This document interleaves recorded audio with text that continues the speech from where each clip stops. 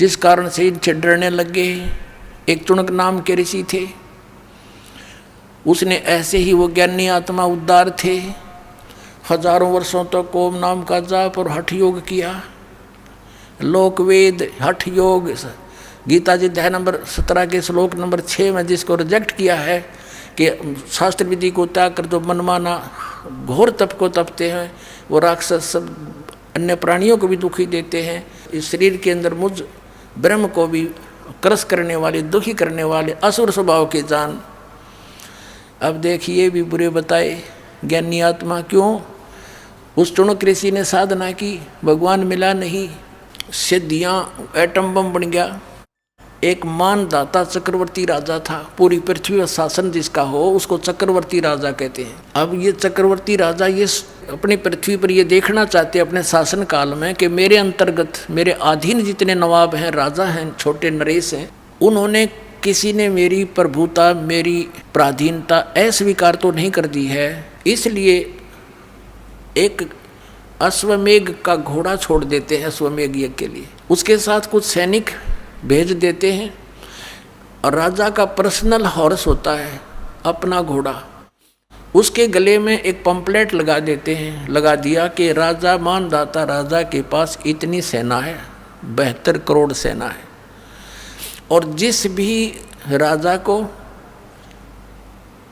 इस मानदाता चक्रवर्ती राजा की पराधीनता स्वीकार ना हो, घोड़े को पकड़ लो, अपने पास बांध लो और युद्ध के लिए तैयार हो जाओ। पूरी पृथ्वी पर वो घोड़ा घूम आया, सब ने पढ़ लिया पंपलेट कि 72 करोड़ सेना, सब चुप हो गए। किसी ने हिम्मत नहीं की घोड़े को पकड़ देने की, अर्थात युद्ध करने की। तो पूरी पृथ्वी पर विजयी साबित हो गया। वो वापस आ रहे थे, चुनक ऋषि वहाँ तपस्या किया करता था, उसकी कुटिया के पास से वो गए थे, वहीं से वापस आ रहे थे। उसने पूछा कि सैनिकों, ये घोड़ा खाली क्यों है, इस पर सवार क्यों नहीं, बाकी पर तुम सब विराजमान हो, सवार हो। सैनिकों ने बताया कि ऋषि जी ये मानदाता चक्रवर्ती राजा का घोड़ा है, इस पर कोई बैठ नहीं सकता। और तुम गए कहाँ थे? ऋषि ने पूछा कि हम पूरी पृथ्वी का चक्कर लगा कर आए और ऐसे ऐसे हमारा उद्देश्य था। तो ऋषि ने कहा कि क्या किसी ने इस राजा का युद्ध नहीं स्वीकार किया, इतना प्रबल है ये? तो सैनिकों ने कहा कि हमारे राजा के पास 72 करोड़ सेना है ऋषि जी, और है किसी की हिम्मत उसकी जाड़ फोड़ दें हम। अब ऋषि ने सोचा, देख कुबद काल के हाथ में, पहले तो इनको एटम बम बनाता सिद्धियों से, गलत साधना शास्त्र विधि रहित मनमाना तप तपवा के, फिर उधर से काल के हाथ में रिमोट था, उसने ऋषि के अंदर प्रेरणा भर दी कि इसमें तो अभिमान हो गया राजा में, इसका अभिमान ठीक करना चाहिए। ऋषि खड़ा हुआ और कहने लगा, भाई इस घोड़े को मैं पकड़ लेता हूँ और मैं तुम्हारे राजा का युद्ध ओट लेता हूँ। सैनिक कहने लगे, रे कंगले कंगाल, तेरे दाने खाने को नहीं, और युद्ध करेगा तो मानदाता चक्रवर्ती राजा के पास अपने फेर ले माड़ा बोल वाला बैठ के, मत पंगे में पा दे, जप ले अपनी भक्ति कर, जो सा काम कराया करे ऋषि वही कर तू। ऋषि बोला, भाई मन ने तो पकड़ दिया है घोड़ा, और जाओ कह दो तुम्हारे राजा ने। वह तो तैयार थोड़ा बांध दिया घोड़ा उसके वृक्ष के झोपड़ी जिस वृक्ष पर डल रही थी, राजा को आके सुना दिया कि ऐसे ऐसे पूरी पृथ्वी पर तो किसी ने आपका घोड़ा पकड़ा नहीं, एक चुनक नाम के ऋषि ने आपका युद्ध स्वीकार कर लिया। अब राजा को बताया गया मंत्रियों के द्वारा कि जी आज एक व्यक्ति ने हिम्मत करी है, कल दूसरा करेगा, ये राजनीति होती है, ऐसे तो सिर उठाएगी दुनिया, इसको कुचल डालना चाहिए। राजा बोला, जाओ 18 करोड़ सेना एक बार भेज दी तो उसके एक व्यक्ति को मारने के लिए, ताकि और भी डर जाएं, भयभीत हो जाएं कि इतनी सेना आ गई हो, तेरे की तो बड़ा तगड़ा राजा है। उधर से ऋषि ने अपने सारे जीवन में जो डले डोए थे उसकी 4 एटम बम बना दिए वचन से, सिद्धि का बहुत बड़ा एटम बम। ये साइंस वाले तो फेल उनके आगे, अगर किसी में वचन शक्ति हो संत के अंदर तो इन सारे फेल कर दे, वो वैसे वहीं के वहीं पानी बना दे। ऐसी सिद्धियां भी होती हैं। अब ऋषि ने अपनी 4 पुतली बना ली, 4 एटम बम बना दिए अपनी सिद्धि से, अपनी शक्ति भक्ति जो सारा दिन सारे जीवन में डरे डोए थे। एक पुतली छोड़ दी, 18 करोड़ अक्षौणी सेना का कत्लेआम कर दिया, नाश कर दिया। राजा ने दूसरी टुकड़ी 18 करोड़ की भेज दी, ऋषि ने दूसरी पुतली छोड़ दी। 72 करोड़ सेना चक्रवर्ती राजा की नाश कर दिया। अब इसके बारे में सूक्ष्म वेद में बताते हैं, 72 अक्षौणी खा गया ये चुनक ऋषि सुअर एक, दे धारे जोरा फिरे ये सभी काल के बेख। हे भगवान, कबीर साहेब दी छोड़ परमेश्वर ने आके बताया कि ये 72 अक्षौणी 72 करोड़ सेना खा गया कौन? वो ऋषिवर, ऋषिश्वर, ऋषियों में भी श्रेष्ठों में भी श्रेष्ठ ऋषि के ये लक्षण है यहाँ के नकली ऋषियों के। इनको हम ऋषि कहीं तो राक्षस कहना चाहिए इनको।